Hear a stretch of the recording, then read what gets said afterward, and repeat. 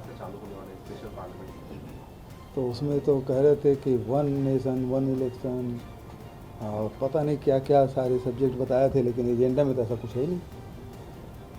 को राहुल गांधी आ रहे हैं 28 तारीख को खड़गे जी आ रहे हैं, 21 तारीख को प्रियंका जी आएंगे भिलाई, और 28 तारीख को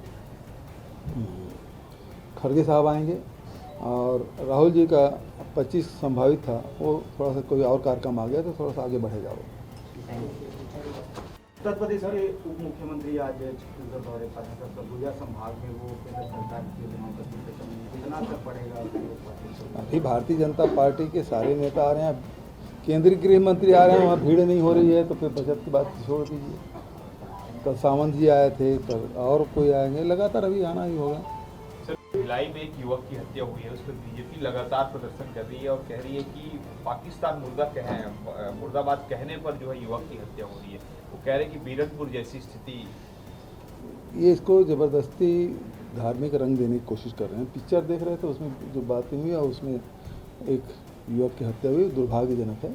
और जो आरोपी हैं अब वो सब पकड़े गए हैं, उसके बाद भी राजनीति कराती है, तो बीजेपी के पास अब कोई मुद्दा नहीं है, तो इसी प्रकार की घटनाओं को वो सांप्रदायिक रंग देने की कोशिश कर रहे हैं। इसके अलावा इनको आता भी कुछ नहीं है।